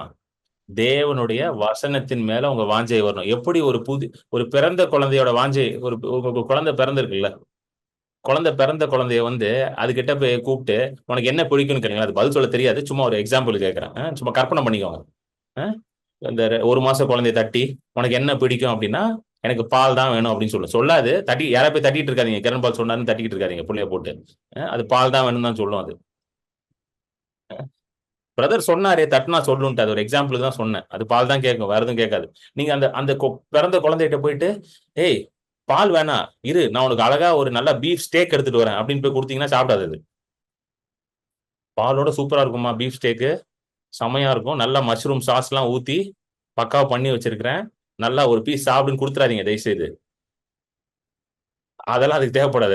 அதுக்கு என்ன தேவைப்படுது? அம்மாவோட பால் தான். அதுதான் களங்கம் இல்லாத ஞானப்பால், அன்அடல்டரேட்டட் பியூர் மில்க். ஆமென். அதை தான் அது வாஞ்சிக்கும். So its whole desire is for the word of God. உங்க டிசைர் ஃபுல்லா எது மேல இருக்கணுமா? தேவ வசனத்தின் மேல இருக்கணும். அதை குடிக்கிறதுனால நீங்க என்ன ஆவீங்களாங்க? You will grow. ரிசல்ட் வந்தது என்னது? growth தான் ரிசல்ட். ஆட்டோமேட்டிக்கா growth வந்துருமா? எப்படி பிறந்த குழந்தை பாலை குடிக்க குடிக்க வளர்ந்துகிட்டே இருக்குதோ, அதே போல வார்த்தையை நீங்க எடுக்க எடுக்க எப்படி ஆயிட்டு இருப்பீங்களா? வளர்ந்து கொண்டே இருப்பீங்க. சோ எரேமியா தீர்க்கதரிசி எப்படி எழுதுறாருன்னா வார்த்தையை பத்தி, எரேமியா தீர்க்கதரிசன புஸ்தகம் 15வது அதிகாரம். எரேமியா 15, ஜெரமாயா சாப்டர் 15 verse 16. ஜெரமாயா 15:16. உம்முடைய வார்த்தைகள் கிடைத்த உடனே அவைகளை உட்கொண்டேன். உம்முடைய வார்த்தைகள் எனக்கு சந்தோஷமும் என் இருதயத்துக்கு மகிழ்ச்சியுமாய் இருந்தது. சேனைகளின் தேவனாகிய கர்த்தாவே, உம்முடைய நாமம் எனக்கு தரிக்கப்பட்டிருக்கிறது. பாருங்க, உம்முடைய வார்த்தைகளை கிடைத்த பின்பு அதை நான் உட்கொண்டேன். உட்கொண்டேன்னா என்னது அர்த்தம்? அதை நான் சாப்பிட்டேன்னு அர்த்தம். your words were found and I ate them. பாருங்க, இங்க முக்கியமா நீங்க கவனிக்க ரெண்டு காரியங்கள். முதல்ல எப்படி சொல்றாருன்னா எரேமியா, உம்முடைய வார்த்தைகள்ன்றாரு, your wordsன்றாரு, ப்ளூரல்லா சொல்றாரு. அப்படின்னா என்ன அர்த்தம்? வார்த்தைகள். அப்புறம் வேதத்தை படிக்கிறீங்க, நிறைய படிக்கிறீங்க எடுத்து, சரிங்களா? அந்த வசனத்தை ஹைலைட் பண்ணி போடுங்க. வார்த்தைகளை நான் உட்கொண்டேன். your words were found and I ate them. அடுத்தது என்ன சொல்றாரு? உம்முடைய வார்த்தைகள் எனக்கு சந்தோஷமும் என் இருதயத்துக்கு மகிழ்ச்சியுமா இருக்கிறது. இங்கிலீஷ்ல வாங்க, your words were found and I ate them and your word was to me joy. பாருங்க, இங்கிலீஷ்ல கரெக்டா, தமிழ்ல ரெண்டு இடத்துலயும் வார்த்தைகள்னே வருது, ப்ளூரல்லே வருது. இங்கிலீஷ்ல ஃபர்ஸ்ட் வேர்ட்ஸ்னு வருது, அடுத்தது வேர்டுன்னு வருது. சோ இப்போ நீங்க பைபிள் படிக்கிறீங்கன்னு வச்சுக்கோங்களேன், ஒரு சாப்டர் படிக்கிறீங்கன்னா அந்த ஒரு சாப்டர் ஃபுல் இருக்கிற எல்லாமே உங்களோட பேசாது. ஆனா அதுல இருக்கிற ஒரு வேர்டு உங்களோட என்ன பண்ணிருக்கோம், அன்னைக்கு பேசியிருக்கோம். அதுதான் எரேமியா சொல்றாரு, உம்முடைய வார்த்தைகள் கிடைத்தவுடன் அவைகளை உட்கொண்டேன். உம்முடைய வார்த்தைகள், உம்முடைய வார்த்தை எனக்கு சந்தோஷம். your word was to me joy and rejoicing. எத்தனை பேருக்கு புரியுது நான் சொல்றது? பொஃபேக்கு போறீங்கல்ல, பொஃபே போனீங்கன்னா 30 ஐட்டம் வச்சிருப்பான். வார்த்தைகள், அதான் வார்த்தைகள்னு வச்சுக்கோ. 30 ஐட்டம் இருக்கு. 30 ஐட்டமும் சாப்பிடுவீங்களா நீங்க? 30க்கு மேலே சாப்பிட போறதுன்றீங்களா நீங்க? 30 ஐட்டம் சாப்பிட மாட்டீங்கல்ல? அதுல உங்களுக்கு பிடிச்ச ஐட்டம் இருக்குமா? அதை மட்டும் போய் எடுத்து சாப்பிடுவீங்க. இப்ப என் பிள்ளைங்களாம் கூட்டு போனா பொஃபே கூட்டு போக கூடாது, நேரா டெசர்ட்டுக்கு தான் போதுங்க. அதனால கூட்டு போறதே இல்லை. உனக்கு டெசர்ட் தானே, அதுக்கு நானே வாங்கி கொடுத்துறேன்றேன், இதுக்கு வேற பொஃபே கூட்டு போகணுமான்னு. சின்ன பிள்ளைங்களை பொஃபே கூட்டு போனாலே டெசர்ட்டுக்கு தான் நேரம், ஸ்ட்ரைட்டா வனாந்திரத்துக்கு போயிடுவாங்க. டெசர்ட்னா வனாந்திரம் இல்லைங்க, டெசர்ட்னா ஐஸ்கிரீம். ஐஸ்கிரீம் கேக்குக்கு தான் போறாங்க. நேரா வண்டி நேரா அங்கதான் ஓடுது. நமக்கு நேரா வண்டி எங்க ஓடும் கரெக்டா சொல்லுங்க? நான்வெஜ், எங்கெல்லாம் நான்வெஜ் இருக்கோ, ஸ்டார்டர்ஸ் இருக்கோ, அங்க ஓடும் வண்டி. சோ 30 ஐட்டம் வச்சிருந்தாலும் நம்ம எதை எடுத்துக்கொள்றோம்? எது நமக்கு சந்தோஷத்தை கொடுக்குதோ, your word was to me rejoicing, எது சந்தோஷத்தை கொடுக்குதோ அதை எடுத்துக்கிறோம். அதே போலதான் நீங்க வேதத்தை படிக்கும் பொழுது என்ன ஆகும் தெரியுமா? உங்க சிச்சுவேஷனுக்கு இப்ப என்ன வேர்டு வேணுமோ அந்த வேர்டை ஆண்டவர் உங்களுக்குள்ள வளர செய்வார். ஹல்லேலூயா. You might have read an entire chapter or you might have read an entire book. நீங்க ஒரு சாப்டர் ஃபுல்லா படிச்சிருக்கலாம், இல்ல ஒரு புக்கே படிச்சு முடிச்சிருக்கலாம். யோவான் ஃபுல்லா படிச்சிருப்பீங்க, ஆனா யோவான் ஃபுல்லா அந்த நேரத்துல உங்களுக்கு தேவைப்பட்டிருக்காது. ஆனா யோவான்ல உங்களுக்கு தேவையான சாப்பாடை மட்டும் ஆண்டவர் எடுத்து தனியா கொடுப்பார். அதான் எரேமியா சொல்றாரு, your words I ate them and your word was rejoicing to me. So எல்லாத்தையும் சாப்பிடுறேன், ஆனா அதுல என்ன தேவையோ அதை மட்டும் ஆண்டவர் உங்களுக்கு எடுத்து யூஸ் பண்ணுவார். இயேசுவை பார்க்கணும் அப்படின்னா நீங்க வேதத்துல பார்க்கலாம். Jesus Christ is in the Bible. So இயேசு கிறிஸ்து பிரிண்ட் ஃபார்ம்ல இருக்கிறார் உங்ககிட்ட இன்னைக்கு. Hallelujah. Your Bible is Jesus Christ in the print form. இயேசு கிறிஸ்து வந்து இன்னைக்கு உங்க கையில எப்படி இருக்கிறாரு? வேதத்தின் மூலமாக பிரிண்டட் ஃபார்ம்ல இருக்கிறாரு. ஸோ இயேசு அறிந்து கொள்ளணும் எதை படிக்கணும்? உட்காந்து அதிகமா வேதத்தை தான் படிக்கணும். அதை படிக்கும் பொழுது அங்க இருக்கிற வார்த்தைகள் உங்களுக்கு எப்படி என்னதான் உண்டாகுமா? சந்தோஷத்தை கொண்டு வரும், பிரேக் த்ரூவை கொண்டு வரும். His words will bring rejoicing and it will bring breakthrough. ஆமென். இது வந்து இயேசு கிறிஸ்து ரொம்ப அழகா எக்ஸ்பிளைன் பண்றாரு மார்க் 4வது அதிகாரத்துல. மார்க் 4:26 இருந்து 29 படிங்க சிஸ்டர். எனக்கு இங்கிலீஷ்ல வந்து கிங் ஜேம்ஸ் வெர்ஷன்ல போடுங்க. இங்கிலீஷ்ல போடும்போது கேஜேவி. மார்க் 4:26-29. பின்னும் அவர் அவர்களை நோக்கி, தேவனுடைய ராஜ்யமானது ஒரு மனுஷன் நிலத்தில் விதையை விதைத்து இரவில் தூங்கி பகலில் விழித்திருக்க அவனுக்கு தெரியாத விதமாய் விதை முளைத்து பயிராகிறதற்கு ஒப்பாயிருக்கிறது. சிஸ்டர் போதும். பாருங்க, வசனம் அப்படியே இருக்கட்டும். தேவனுடைய ராஜ்யம் எப்படிப்பட்டது இருக்கான்? ஒரு மனுஷன் விதைக்கிறான். போய் நல்லா கவனிச்சுக்கோங்க.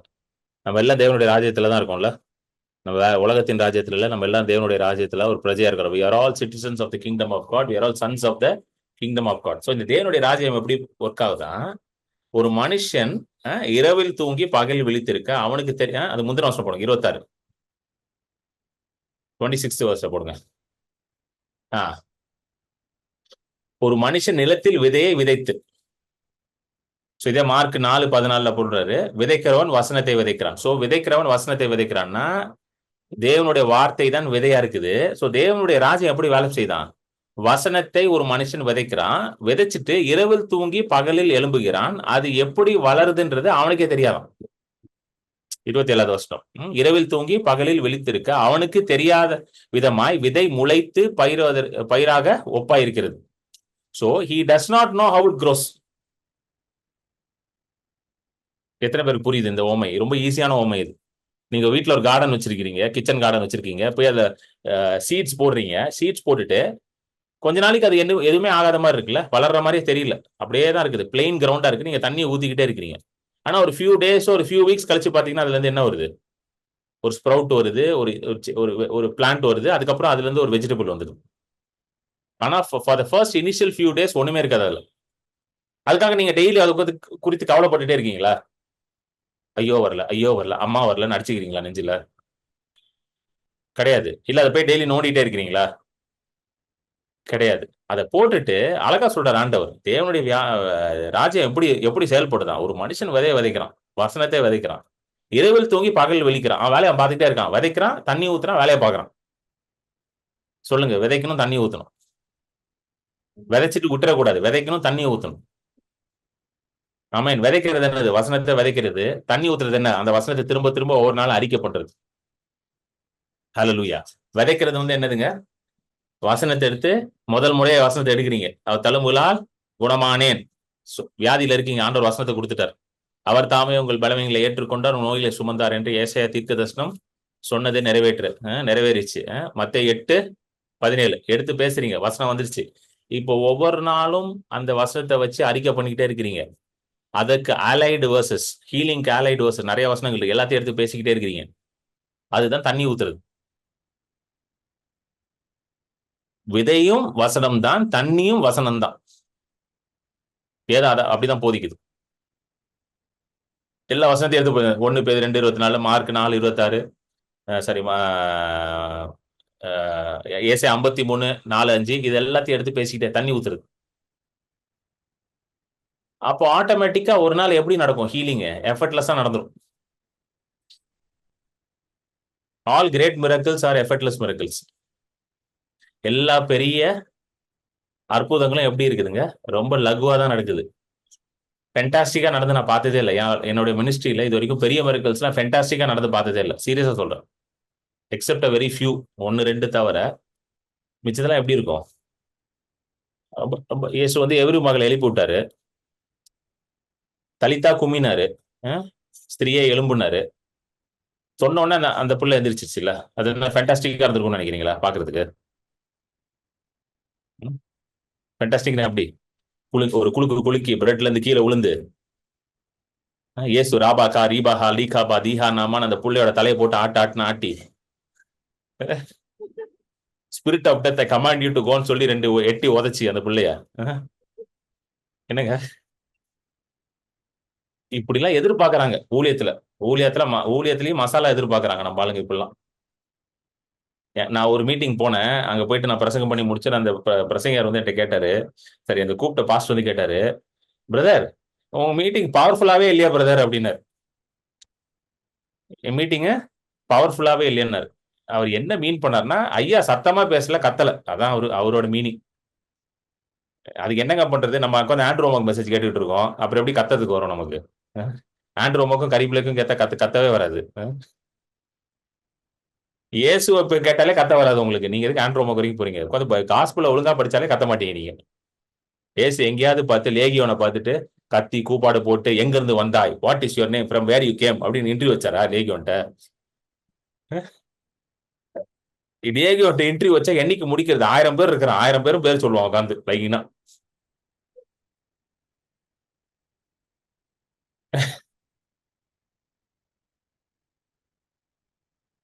கத்துறதுனால பவர் கிடையாதுங்க.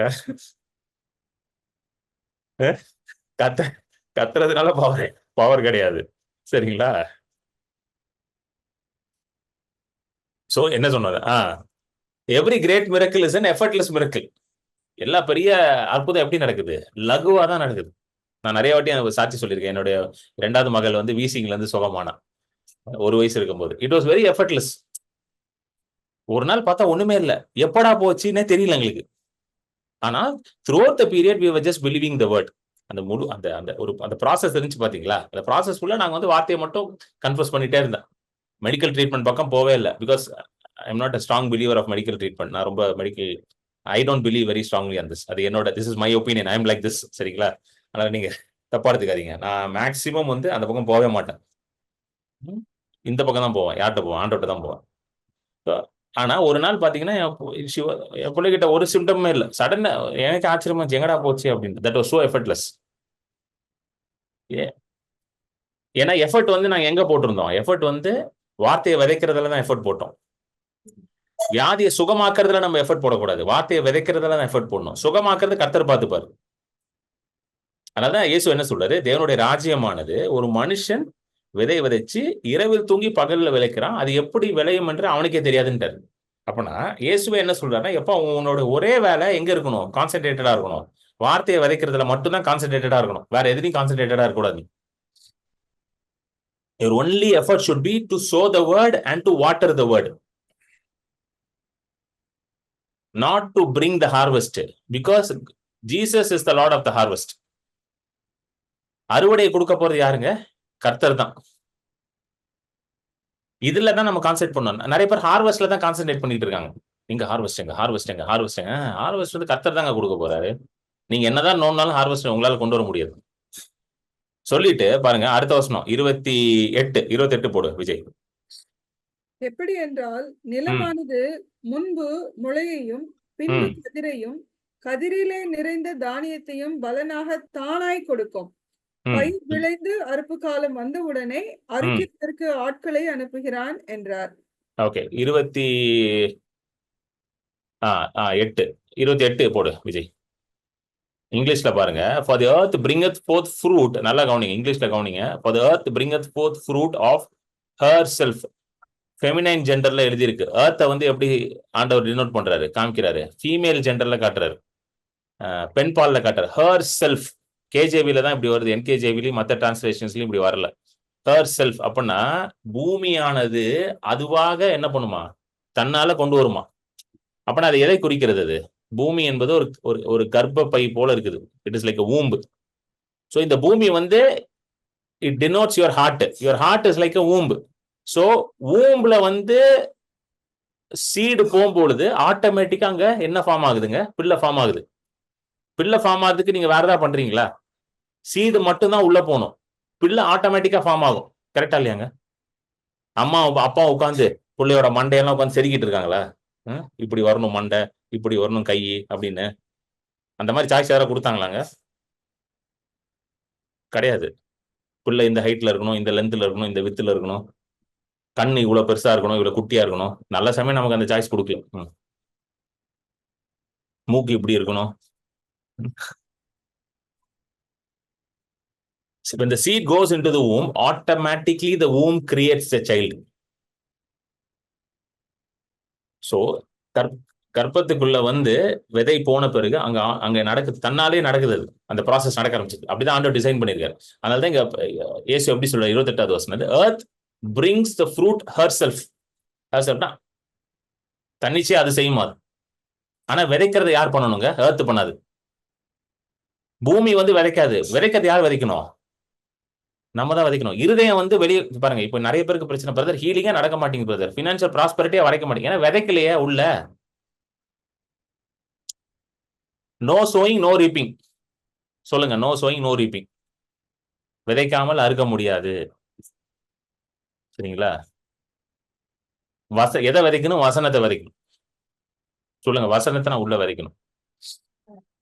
கலாத்தியர் 6 தெளிவா சொல்லிட்டாரு, ஆவியில விதைக்கிறன் ஆவியிலே ஜீவனையும் சமாதானத்தையும் மறுப்பான். He who sows in the spirit he shall reap life. So வசனத்தை விதைக்கும் பொழுது ஜீவன் உண்டாகுது, சமாதானம் உண்டாகுது. ஆட்டோமேட்டிக்கா நடக்குமா அது? சோ நீங்க விதைக்க விதைக்க எப்படியா இருக்கும்? ஆட்டோமேட்டிக்கா வந்துட்டே இருக்கும். ஒரு பாயிண்ட், அதாவது இனிஷியல் பாயிண்ட் மட்டும் தான் கஷ்டமா இருக்குங்க. ஸ்டார்டிங் ஸ்டேஜ் இருக்கு பாத்தீங்களா, இந்த ஏபிசிடி கத்துக்கிற மாதிரி தான். எல்கேஜி தான் கஷ்டமா இருக்கும், யூகேஜி. அப்ப அதுக்கப்புறம் டெய்லி உட்காந்து ஏபிசிடி படிக்கிறீங்களா? இன்னைக்கும் டெய்லி காலையில உட்காந்து ஏபிசிடி படிச்சுட்டு போறீங்களா? இல்ல பிரதர், மறந்துருது பிரதர், அதனால காலையில ஒரு வாட்டி ஏபிசிடின்னு படிச்சுட்டு தான் பிரதர் போறேன் அப்படின்றீங்களா? யாராவது? கிடையாது. அந்த ஒரு வருஷம் படிச்சா வாழ்க்கை ஃபுல்லா ஏபிசிடி உள்ள உட்காந்துக்கும். இதே ப்ராசஸ் தான் ஆண்டவர் எல்லாத்துக்கும் வச்சிருக்கிறாரு. ஹalleluya. எத்தனை பேருக்கு புரியுதுங்க இது? இது ஒரு த்ரெஷோல்டு மாதிரி. இது ஒரு த்ரெஷோல்டு மாதிரி. இந்த த்ரெஷோல்ட வந்து பிரீச் பண்ணிட்டீங்கன்னா அதுக்கப்புறம் வேற லெவல்ல இருப்பீங்க நீங்க. அதை பிரீச் பண்ணாம தடுக்கிறது தான் பிசாசு வேலை, வேற வேலையே கிடையாது அவங்க. இப்போ சில ஊழியக்காரங்களாம் சொல்லுவாங்க, I've never been sick for 40 yearsனுவாங்க. நம்மளாம் ஆச்சரியமா இருக்கும், எப்படா இப்படிலாம் இருக்கிறீங்கன்ட்டு. அவங்க அந்த த்ரெஷோல்ட பிரீச் பண்ணிட்டாங்க. அதை பிரீச் பண்ணதுனால என்ன இருக்கு அவங்களுக்கு? இப்போ எப்படி இருக்குது? டிவைன் ஹெல்த் வந்து நார்மலா இருக்கு அவங்களுக்கு. புரியுதுங்களா? தெய்வீக சுகத்துல வாழ்வது எப்படி இருக்குது? It is a normal life style for them. If you want to sow in my ministry, என்னுடைய ஊழியத்திற்கு உங்க காணிக்கைகளை கொடுப்பதற்கு நீங்க இந்த டீடைல்ஸ் யூஸ் பண்ணி கொடுக்கலாம். ஆமென். என்னோட அக்கௌண்ட் டீடைல்ஸ், என் Google Pay number, phone number, WhatsApp number எல்லாம் ஒரே நம்பர் தான், 9884160264. Amen. So to give to my ministry, என் ஊழியத்தில் கொடுப்பதற்கும் காணிக்கைகளை கொடுப்பதற்கும் விதைப்பதற்கும் நீங்க இதை யூஸ் பண்ணி நீங்க கொடுக்கலாம். ஆமென். நீங்க கொடுத்துட்டு எனக்கு ஒரு மெசேஜ் மட்டும் அனுப்பிடுங்க. So that I will know. நான் உங்களுக்கு அக்னாலஜ்மெண்ட் அனுப்பிவிடுவேன், ரிசீவ் பண்ணிட்டேன்ற அக்னாலஜ்மெண்ட் அனுப்பிவிடுவேன். So thank you so much for giving to the ministry. Ministry கொடுப்பதற்கு நன்றி செலுத்திக்கிறேன். ஆமென்.